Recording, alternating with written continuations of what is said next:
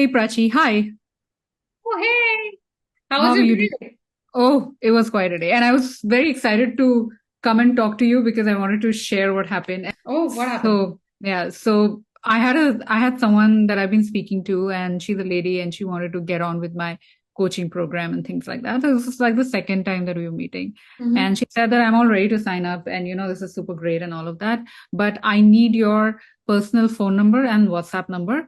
Only then will I sign up. And that's not something that I give because, of course, the work we do, we want to meet up as the designated time. And the whole process is like, you need to be using the techniques and tools so that you become independent and not dependent on me, right? So I told her that. And she said, then I have to think about it.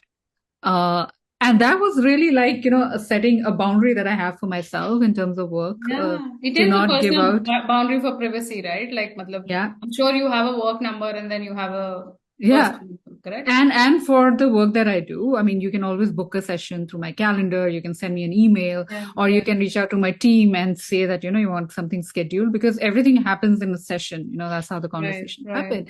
And that moment, I realized that it's so easy to kind of, even for ourselves who have boundaries, to kind of let go of that boundary because, there's work coming in. And, Hmm. there was like that space where I could take that up and I say that, okay, fine, take this number and I get her on board.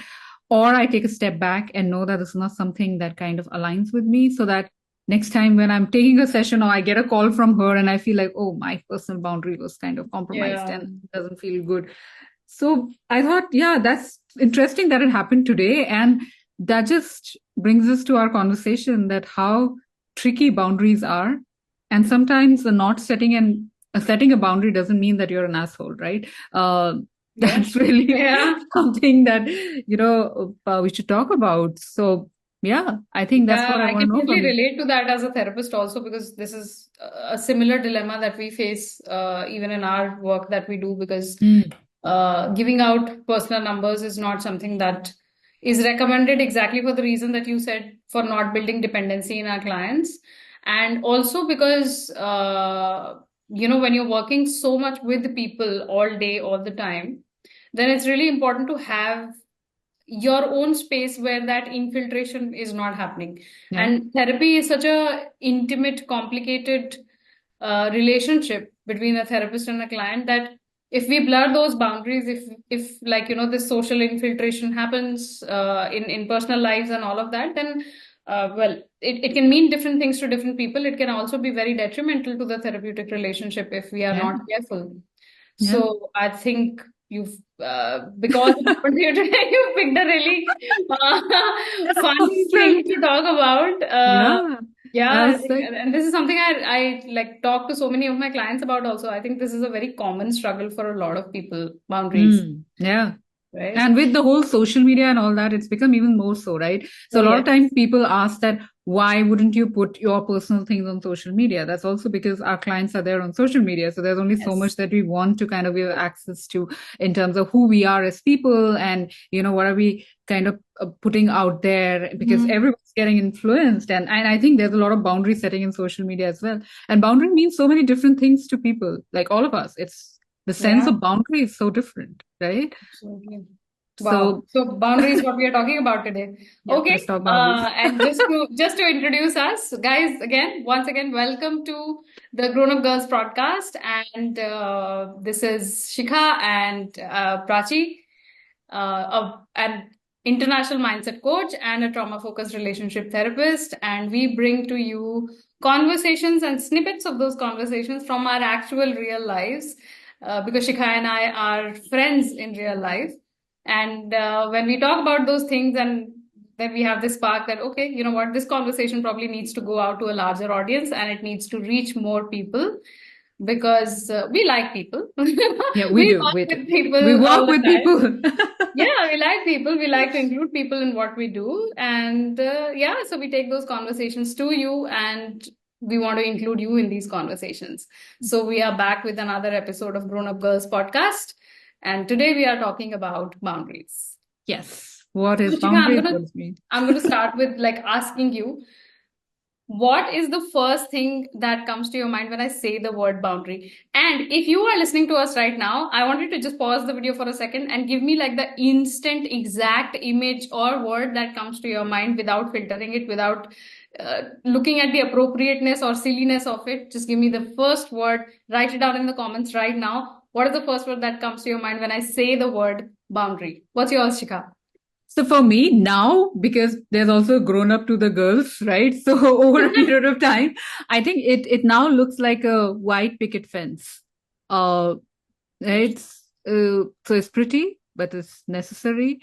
It protects me, but it also lets me look outside and be open to the outside and not just, which earlier looked like brick walls to me, like a boundary. If you would have asked me a couple of years back, it would look like this brick wall and, just isolating myself from the world. I think that has kind of changed as I've grown up. And it's not that, like, I'm not like pulling away from the world anymore. But yeah, I still have my place in there, which I can call my own. I think that wall imagery is very common for most people. When I ask this question to people, this is the answer I usually get. Um, we've become conditioned to believe that boundaries are walls. And I'm going to tell you guys today one concept that is probably, hopefully, going to change for you how you look at boundaries ever again, is that boundaries are not walls, they are doors. How nice. It's a door that has the handle on your side of the room or the house that you are in. You have the control to lock it, unlock it for whatever or whoever you want to let in or out. And I'm going to demonstrate this with an example. Suppose you build a house for yourself, you build a beautiful house for yourself, and you want to live in it and you want to make it the best living space possible. And we all put doors on our houses, right? Why do we put them? Do we put them there because after today, nobody else is ever going to enter this house? Like it's only me and my people who are going to live here, and nobody else is going to come in. No, that's not why we do it. We do it because the door is an unsaid indication to other people who are in our lives that what is socially appropriate to visit, when is it socially appropriate to visit, when not. And even within your house, every room has a door. And again, that's not because you want to keep people out, but then again, there is an unsaid propriety involved there where maybe, a neighbor or an acquaintance will come and stay in your living room, will sit in your living room, but your childhood bestie can probably, just walk into your bedroom and you wouldn't mind that. Yeah. But if this was to be reversed, you would absolutely get super uncomfortable. Yeah. And to knock on the door, right? I mean, if the door is shut, knock on it and ask for permission to come in. And maybe you offer the permission or you don't offer the permission, depending on what you're doing, right? So that's a beautiful way. Your life is your house. Your boundaries are your doors that teach people how and when to approach you. That is how I would like you to frame this entire concept around from now on and for the rest of this conversation that we are going to have. Yeah, and that's beautiful. I think it just kind of makes it so positive because, like I said, like when we started, boundaries do make us sometimes we believe that when people who create a lot of boundaries, have a lot of boundaries, think of boundaries, are basically people who are just maybe assholes in like those many words and think that, oh my God, what kind of person is that? Because in the culture, especially that we are brought up in, joint families and large families and people, and it's taken us several centuries to kind of understand what a boundary really means. I didn't know about it as a child. I didn't know about it as a teenager. I only know about it now. Exactly. How has your journey been with boundaries? I mean, did you always get it or have you learned? No, I think it's been the same. In fact, when you were saying it just now, I was reminded I had done this poll on my Instagram and I was asking people what is the biggest challenge that they face when setting boundaries. One of the people said that I feel like I'm being harsh with the people I'm setting boundaries with or I'm limiting access to. And that exactly relates to what you just said, that in collective cultures, we are brought up with this thought process that limiting access only happens when you want to punish someone. Yeah. I think we've all gone through this experience where our parents have stopped talking to us if we made a mistake in their eyes, or you see whole communities, boycotting somebody from the community if they let's say, get married by their own choice out of the community, Yeah. or do something which the community generally doesn't align with. So there's Mm. like a social boycott, and the access to a lot of people is limited. So I Yeah. think we just very naturally get conditioned to think that limiting access means that you're punishing somebody, and even if you don't intend it like that, the other person is going to take it like that. Mm. That's But true. I don't think that's true, and I think that's what my journey also has been. I don't think I was even aware of the concept until maybe a decade ago. I think before Yeah. that, we You didn't would have have done it probably conversations. sooner than us. I mean, me as well, because you've been like in this field and doing this for the longest of the Ah, time. in the field Yeah. also, and like personal life, otherwise also, like, I'm in my 40s now, and I don't think I knew about this. Oh my God, yeah, okay. No conversations around it. I edit So, it. but I didn't know this about until a decade Yeah. ago, because I think nobody was talking about it, right? It Yeah. didn't occur to anyone that these things need conversations, boundaries need conversation. Mm. And like you said, पता ही नहीं था बचपन में, and I think Yeah.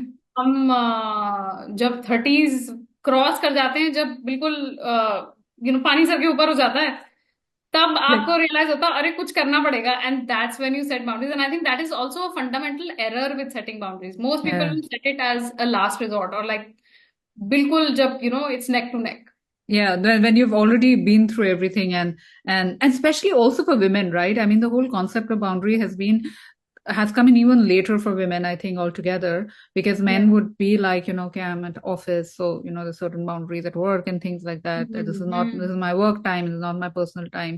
And then you come back home. For women, it's just always been like you have to make time for, your spouse or your partner or other things. And it's kind of been a little more because we've always told to compromise, right? That Adjust and compromise is compromise. adjust कर लो बस हो जाएगा सब कुछ बस adjust कर And low so somehow setting boundaries does not align with being a polite, well-behaved girl.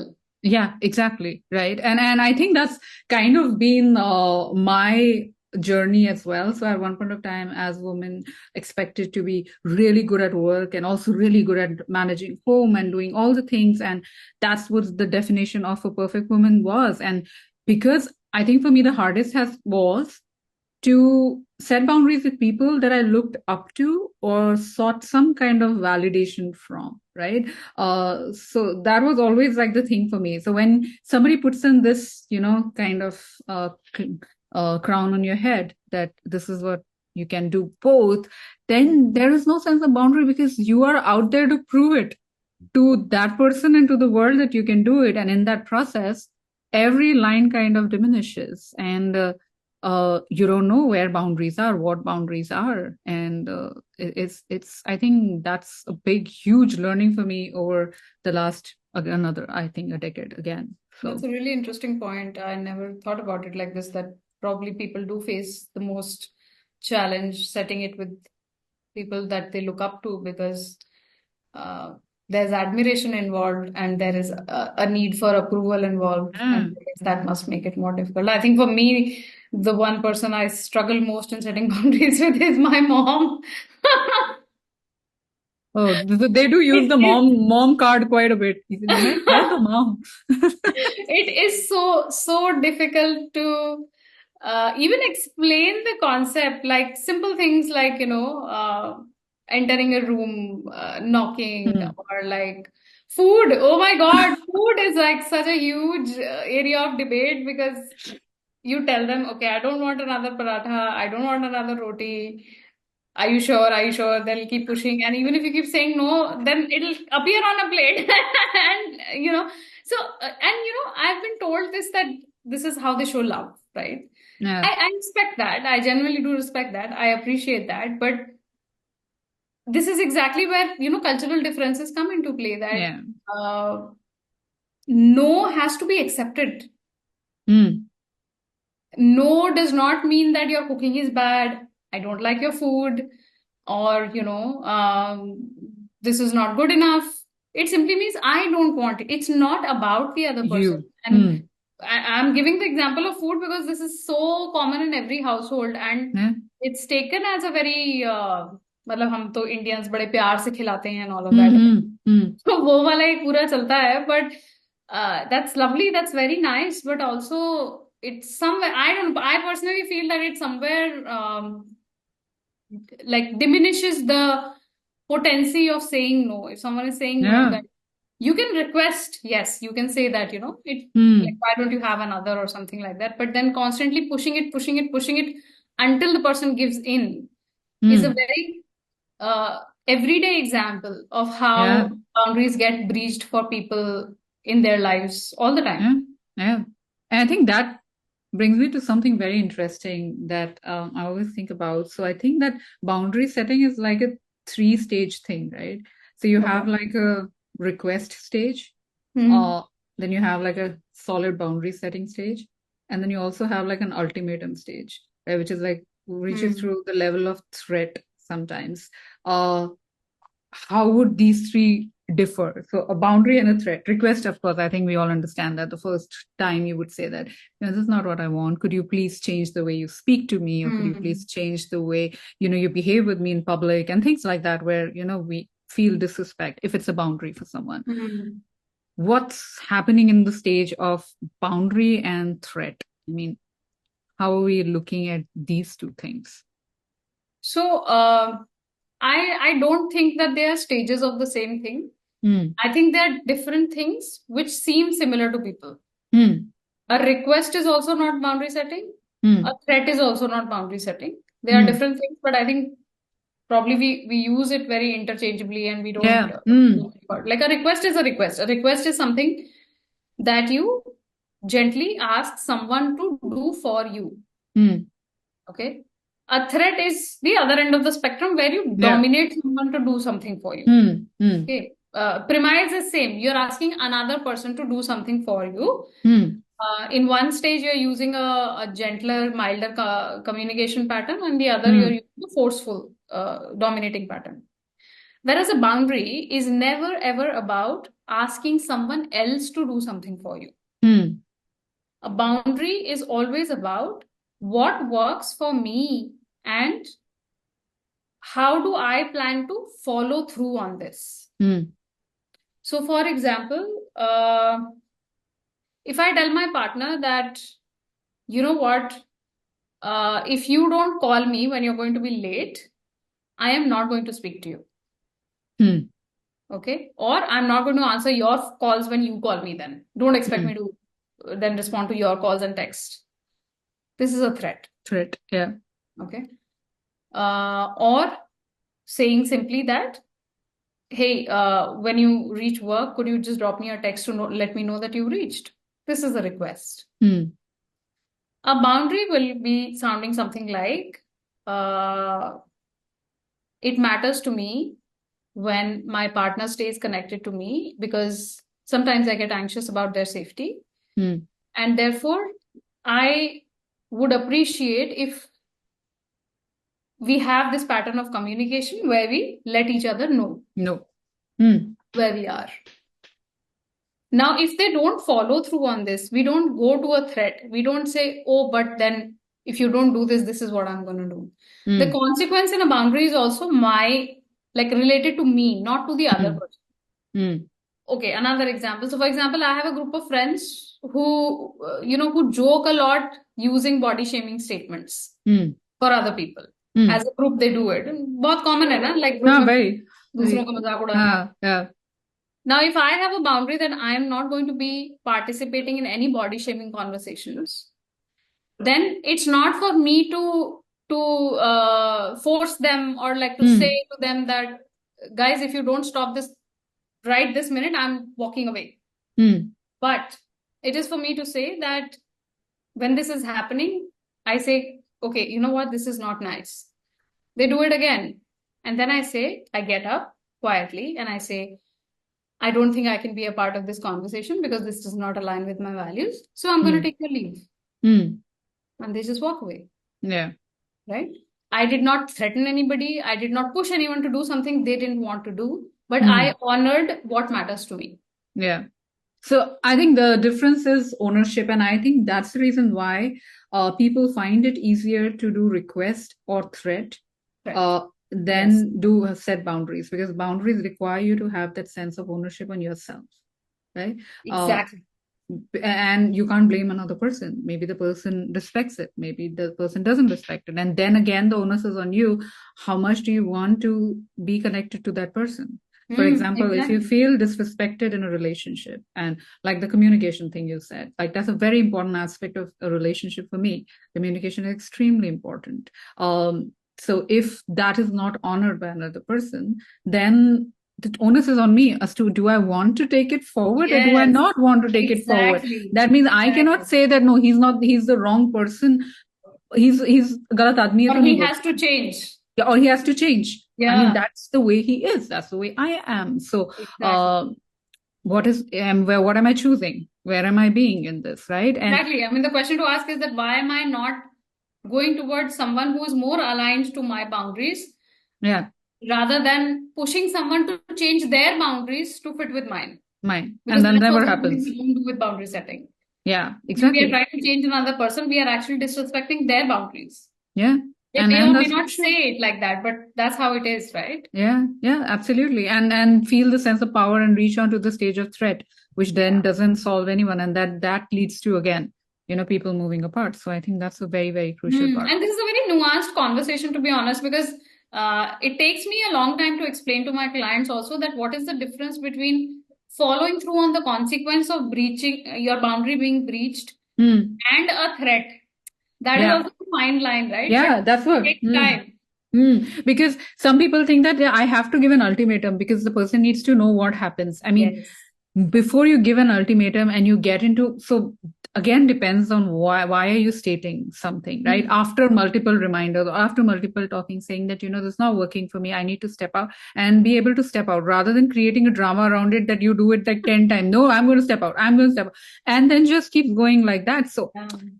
I think that's also like a difference between all three of them, right? It's easier to request and say that, oh, but I requested and he didn't listen or she didn't listen, and put it on them. That Yeah, and also, it's but on. when you have to remember that when you make a request, the other person absolutely has the right to say no. Yeah, exactly. It Yeah, doesn't imply that they have to give in just because yeah, you're asking kindly or nicely. yeah, exactly. And then it just You makes know? you feel like a better person, and like not someone who's very pushing something on someone, but that doesn't really work. That's not what boundary does. So tell me, Prachi, what is like your boundary? Uh, so I have very clear time boundaries. Huh. In the sense, when it's my off day, it's my off day. Like and I, make it very clear to my clients also beforehand. I give them ample notice. Or like if I'm taking, let's say, a long break or a long vacation, I will always prepare well in advance so that they have enough time to come to terms with the fact that I'm not going to be available for this time. And in fact, it's become such a beautiful dance now that every time I tell them that I'm going to be taking a break and I'm not going to be available, they start wishing me so enthusiastically to have a good Yeah. vacation. They start telling me that, you know what, I'm going to make you proud by handling all my mess myself, and Oh, nice. you go and have a good time because you totally Yeah. deserve it. You've been there for me for all this time, and so I do tell them that I am accessible, but I'm only accessible in a limited way through, let's say, email, and I Hmm. may not be able to respond to you immediately, but Hmm. I will read it. But it will be not prompt. So my time is very precious to me. I am very particular about what I do with my time, how I invest it. Even in my daily schedule, I have like 4 hours every day reserved for only spending with my family, with my son. When he comes back from school, his food, we have our chit Yeah. chat. He tells me about his day, what happened, and everything. Hmm. So that is very precious to me. I don't compromise on that. I don't ever schedule sessions in that block of time. Weekends, very sacred Yeah. again, you know. So time is one of them. And I think probably being spoken to in a certain way, raised voices are a strong Oh, boundary for me. yeah. I've grown up in very unfortunate circumstances where there was a lot of violence around me in my household, Hmm. and that became the norm at that point of time. And now I just want peace Do in my not. life. Yeah. Yeah, so raised voices are an absolute no-no for me. If someone speaks to me in a raised voice, I terminate the conversation and I say, we will talk Hmm. when you can speak to me in a level Better. tone. I think these two are my major ones. What are yours? Better. So strangely, yes, raised voices for sure and disrespect. Mm. I think that's something which is all. I'm okay with disagreement to like the hill. Like you could disagree the world with me, everything, Mm. but I think the line between a disagreement and disrespect, I think that's Oh, that's crucial very for me. powerful. That's I really powerful. so I'm okay with you telling me 1,000 times that I'm wrong, but again, and then coming to raised voice because I think my mind just shuts down Mm. when the voices are raised, and because I've never seen that in my household as growing up. Mm. So my father had like great boundaries. I think he was like, I mean, my biggest example in boundaries. Like he would Yeah. have this evening tea time with my mom, and he will even tell us that you guys go and play because this is my time with your mother to sit down and speak to her Oh, and things like that's that. So I've beautiful. seen that, and then that's what I believe was the norm, and I liked it that way. So and never have I seen my parents fighting in front of me and things like that. They've had their fights, which I realized later that of course they have disagreements as a couple, but they would always do it in their room, right, and not do it in front of us. They were a team, like Hmm. Hmm. so when you see that, you also kind of start to believe that that's the way you're supposed to kind of be, and you like it because you see the whole thing. And so I think that's another thing for me. Time also, of course, especially in the kind of work that we do, I think it becomes really important to have time as a boundary.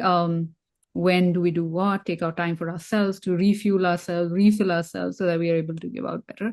I think these three, and communication, I think I mentioned earlier as Hmm. well. Yeah. I'm big on communication. I like having that clarity, being able to speak my mind out.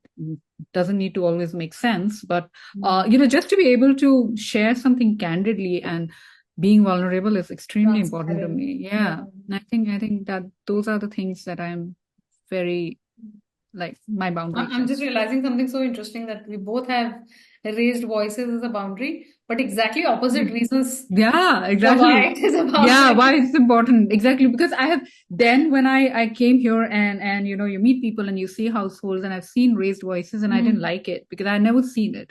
So I don't understand it. So anything spoken to me in that language and that tone, it doesn't come through to me because I've never heard I don't know feedback in that way. I've never heard anything that helped me grow or evolve in that way.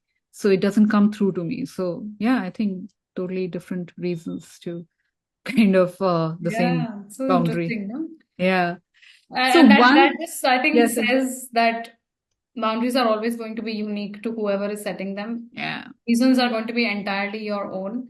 yeah, I think the one thing that you really need to do in order to be able to set good boundaries is to first become aware of who you are, what your needs are, mm, what matters to you. yeah. That has to be the first step if you want to get better at boundary setting. Yeah. Like, for example, raised voices for some people, like it's a boundary for us. For some people, I have seen that even in couples, that they have these raised voice conversations with each other, and the next moment they're back to like normal. Yeah, And, yeah, like nothing happened. And yeah. for me, I'm like reeling through it for And it's another a two norm days. for them. Like it's a very natural thing for them. Like it doesn't they don't see anything different with it. Like it's a very Yeah. daily thing for them, which is okay. I mean, Which is okay. everybody has their own thing, but like Yeah. for us, it would be such a violation of boundary. Yeah, and so I think that's also important to realize that boundaries may not be the same with your partner, and especially Yeah. when I think at our age, when you haven't had boundaries for several years, and then with your partner, suddenly you want to have boundaries and you realize you're different people because your Mm. boundaries are different. So you need to kind of work with that and be able to honor it yourself. That brings me to, I think, the last thing that we would um, want to touch upon today is boundaries and flexibility. Are boundaries supposed to be flexible? This just came up in when I started thinking about it, and I'm like, are boundaries supposed to be flexible? Are they supposed to be very rigid? Are they supposed to be dependent on the situation? Or what do you think? I have a very good analogy for this. Love it So already. I say that, rigid boundaries, of course, are like cement walls, right? Nothing gets through. Porous boundaries are like mesh. everything will pass Of through. course. You will have no control over it.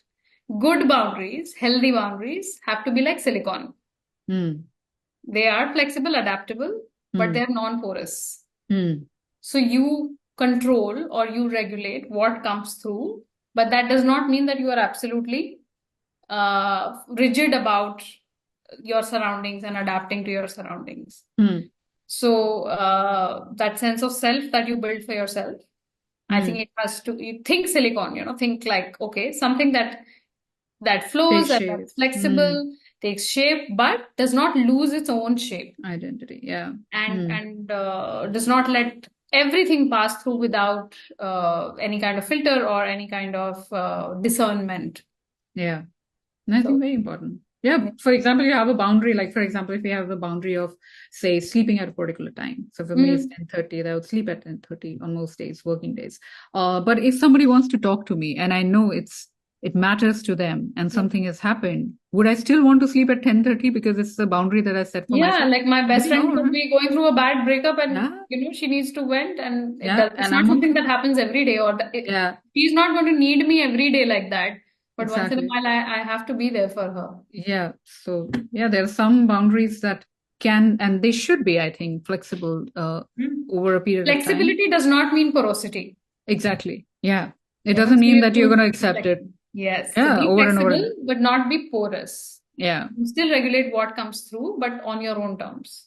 And that requires mental strength, right? To be resilient, that you have Yes. kind of let it go for a while, Yeah. certain situation in life, stage in life, and then you come back to it because it's who you Mm. are inherently. It So that's absolutely requires conviction and resilience to be able to say no to certain things and be okay with maybe not being liked, maybe not being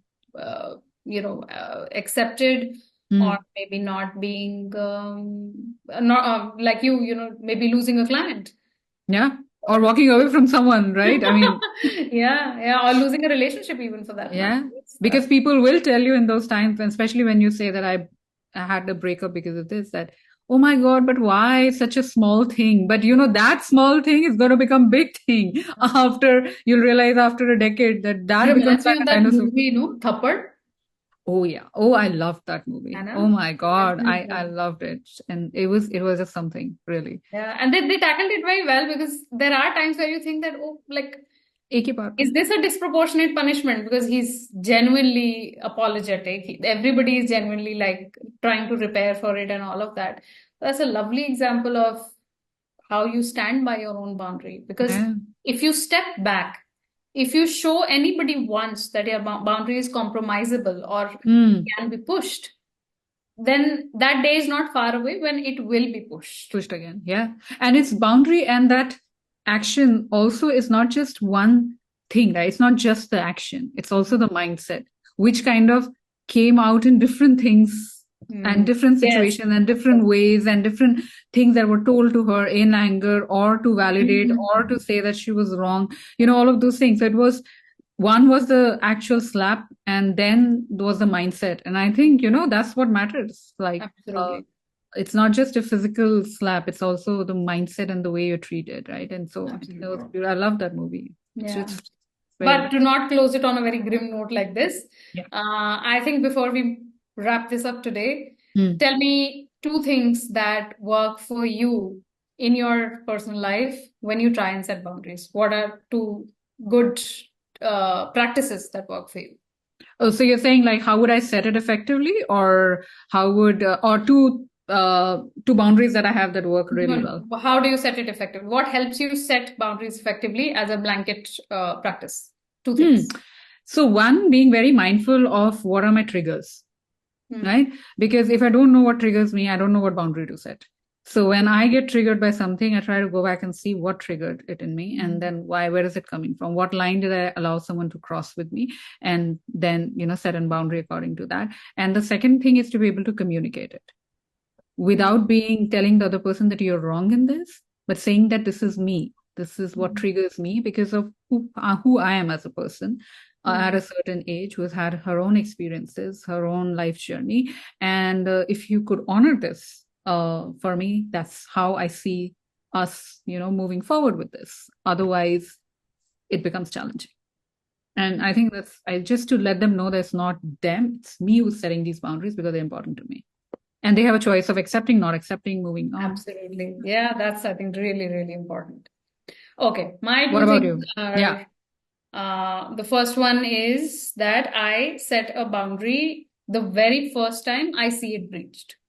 I Nice. don't Important. wait for something to cross a certain limit. और ये बहुत it's a very common human tendency to think that अच्छा चलो इस बार नहीं बोलते maybe next time अपने आप ठीक. But वो अपने आप कैसे ठीक होगा? आपने तो communicate ही नहीं किया. Coming to your point, right? Like communication.